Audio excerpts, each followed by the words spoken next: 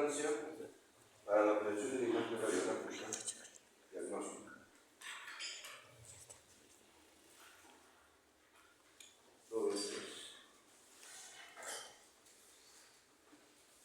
Entonces, estos son los actores, ¿no?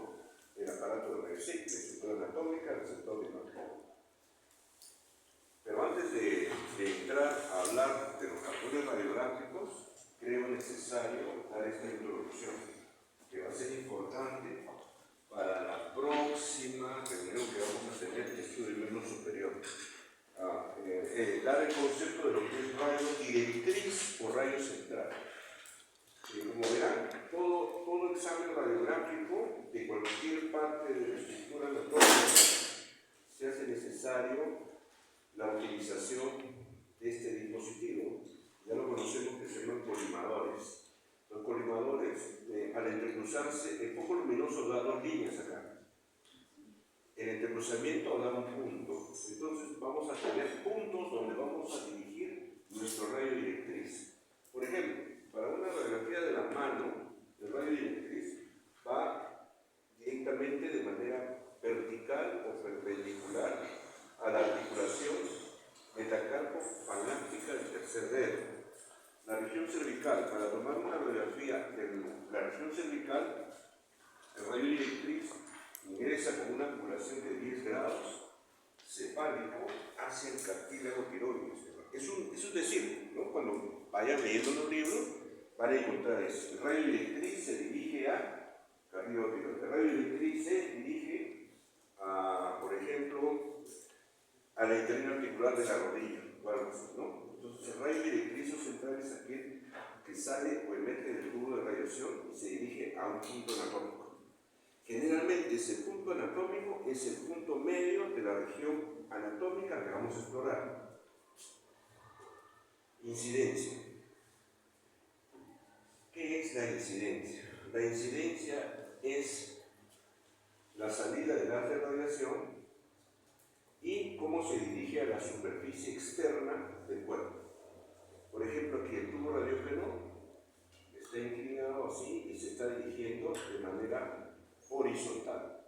Para una reflectora, por ejemplo, está incidiendo el haz de radiaciones de manera horizontal. Para una radiografía de la mano, incide de manera vertical. Pero también puede ingresar de manera inclinada o angulada. Cuando el haz de radiaciones se dirige hacia la cabeza, se llama angulación cefálica. Cuando se dirige hacia abajo, hacia los pies, se llama angulación caudal. ¿Ya? Tenemos incidencia horizontal, incidencia vertical, incidencia angular, lo que se llama cefálica o caudal. A ver, se me olvidó. Posición. Posición es cómo está la estructura en el espacio. A ver, una cosa. ¿Cómo está la estructura? ¿Cómo está la estructura en el espacio? La posición es cómo está la estructura anatómica en el espacio. Ahí podemos decir que la estructura está en decúbito. Acá hay dos decúbitos, ¿no? Este es un decúbito que se llama decúbito dorsal y este se llama decúbito ventral.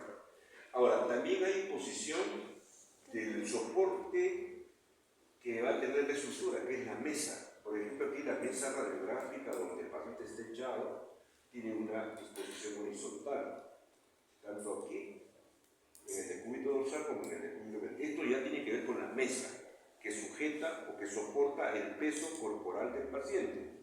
En cambio, aquí ustedes estarán viendo que la mesa está inclinada hacia la cabeza y acá está inclinada hacia los pies. Cuando está inclinada hacia la cabeza se llama posición de Trendelenburg, es la posición de la mesa, no de la estructura anatómica. Posición Trendelenburg. Y cuando va hacia los pies se llama anti-Trendelenburg, yo lo escribí aquí, o posición del Flowers. O posición del Flowers, lo conocen en las escuelas americanas como Flowers. Por ejemplo, aquí cuando se hace el ingreso de un dedo de contraste, Y si queremos que el medio de contraste no progrese hacia la vejiga, por ejemplo, cuando escribimos el aparato urinario, hacemos una posición 3 de Lenburg para que el contraste, no, por gravedad, no vaya rápido hacia la vejiga.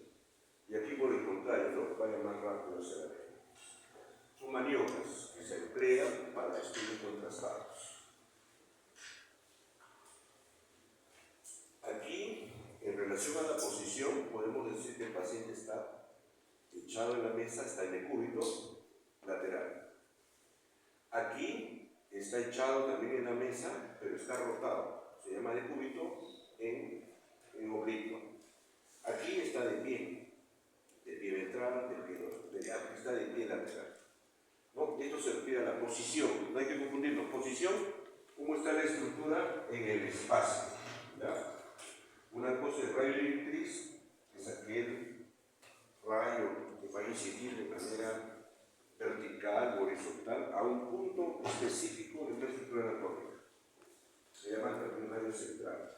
Incidencia es como el haz de radiaciones sale del tubo radiófilo y se dirige de manera horizontal, de manera vertical o de manera angular, cefálica o caudal.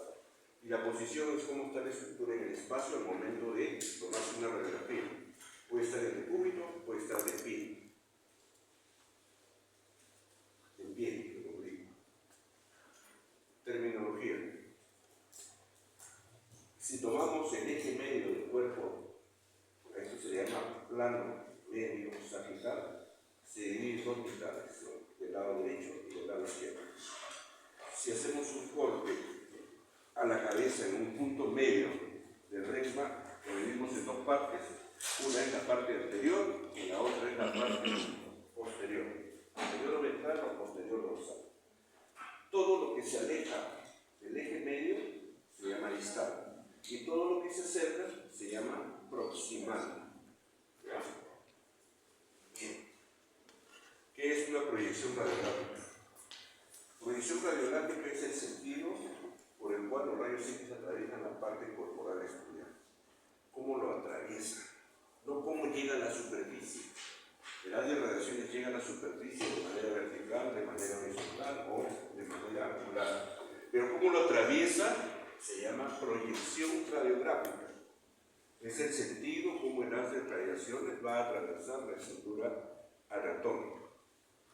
Por ejemplo, aquí, en una radiografía del tórax, el haz de radiaciones está atravesando al tórax de atrás hacia adelante. Va a recorrer todo ese espesor. Y a esto se le llama proyección frontal posterior. Ya, a ver.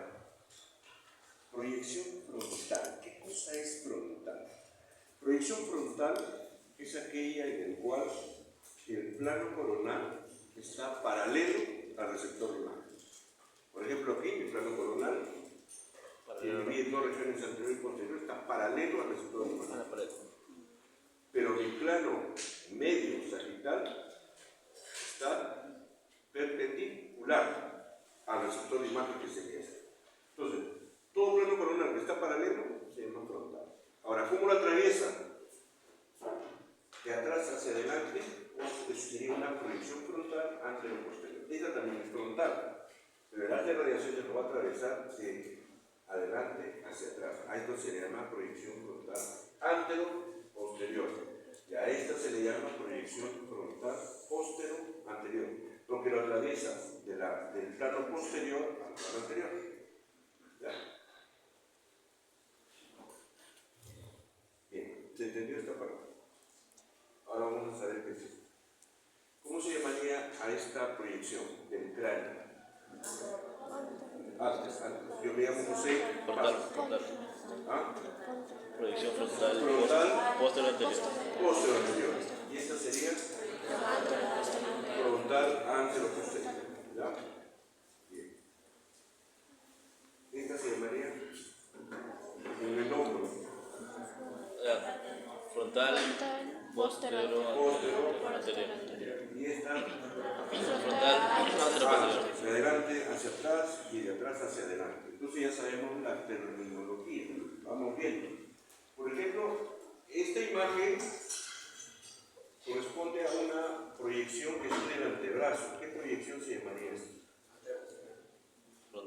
Frontal también será. frontal, anteroposterior. Dice que para tomar una radiografía frontal anteroposterior del antebrazo, el paciente tiene que estar sentado al extremo de la mesa, hacer una supinación de tal manera que vamos a palpar dos puntos, la esteroide radial, la esteroide cubital, vamos a llevar un punto medio. Vamos a palpar la epitróclea, el epicóndico, vamos a trazar un punto medio, y ese punto medio lo vamos a unir a ese punto medio, y hacia el punto medio de esos dos ejes se dirige el rayo directriz, en este caso de manera vertical. Ahora, ¿se pueden tomar muchas radiografías de antebrazo? Se pueden tomar malas radiografías. Para eso está la radioanatomía, que me va a decir cuándo estamos ante una buena frontal de antebrazo. Esto se llama proyección lateral. ¿Cuándo estamos ante una lateral? Por ejemplo, la región tóraco-abdominal. Cuando el paciente gira de 0 grados a 90 grados y el plano medio sagital está paralelo al receptor lumbar. A eso se llama proyección lateral. Tóraco-abdominal, ¿cierto? Cuando el plano medio sagital está paralelo al receptor lumbar. Ahora, va a haber un segundo enunciado en la región tóraco-abdominal. Siempre el lado próximo al receptor de imagen se enuncia en la nomenclatura siguiendo la región. Por ejemplo, esta es una proyección lateral. ¿Pero qué lateral es? ¿Qué lado está más cerca del receptor? Derecha. Eso se llama proyección lateral derecha, del tórax o del abdomen. Y esta se llamaría proyección Lateral izquierda. lateral izquierda del tórax o del abdomen. La pregunta es esta. A ver, para un estudio de la zona cardíaca, en este caso del corazón, ¿qué proyección lateral se debería utilizar? Izquierda. ¿Esta o esta? ¿Y por qué? Porque si no va a haber una magnificación de la imagen, se va a hacer más grande. Toda estructura que está más cerca del receptor de imagen da una imagen más real y definida. Ese es un principio que tenemos que seguir.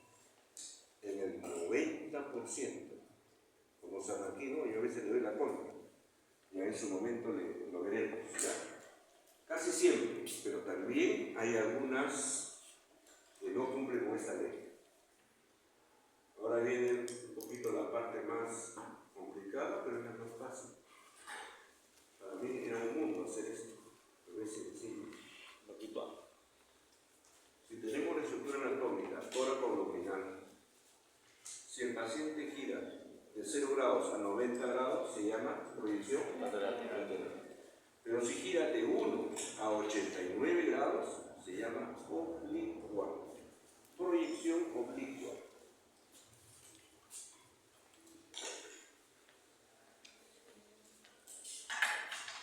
Primer enunciado, entonces. Proyección oblicua.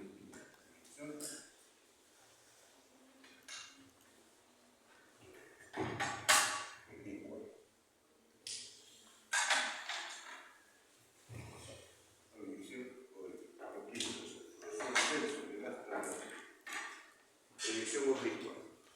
Entonces, las proyecciones pueden ser frontal, lateral o oblicua. Oblicua es cuando la estructura gira de 1 a 89 grados. Esa es la primera parte de la nomenclatura. Mirándolo aquí, yo voy a girar. Se llama proyección oblicua. La segunda parte, ¿qué región de mi tórax está más cerca del receptor de imagen? El lado izquierdo. No el lado, he dicho la región. Ah, ya. La región son dos, o es anterior Posterior. o es posterior. Posterior. Entonces esto sería una oblicua posterior del lado que está cerca del receptor de imagen. Esto es una oblicua posterior izquierda. Esto es una oblicua posterior derecha. Esto es una oblicua derecha y esto es una oblicua. Esto es lo que está ahí, ¿no? Esta es una oblicua anterior derecha, esta es una oblicua anterior izquierda, esta es una oblicua posterior izquierda, esta es una oblicua posterior derecha. ¿Ya? ¿Por qué las proyecciones? Porque, por ejemplo, si las irradiaciones atraviesan mi proyección radiográfica es el sentido como el haz de radiaciones atraviesa la estructura. Acá tenemos un hueso, este hueso se llama hueso frontal. Y el que tenemos atrás, occipital. Como la radiación atraviesa de adelante hacia atrás o de atrás hacia adelante, va a haber superposición. Pero si yo hago esto, el frontal se separa o se disocia del occipital. Entonces las proyecciones tienen ese objetivo. No solamente es el sentido como la atraviesa la estructura, sino el objetivo es hacerlo más independiente, disociar la estructura de otra. Al paso de la radiación se superponen, pero para eso existen proyecciones que permiten independizar, permiten evaluar, ¿no?, de manera más definida una estructura, disociándola de otra. Ese es el objetivo de las proyecciones. Entonces tenemos frontal, laterales y oblicuos. Ahí está, ¿no?, las proyecciones como son. Voy a bajar el volumen para que...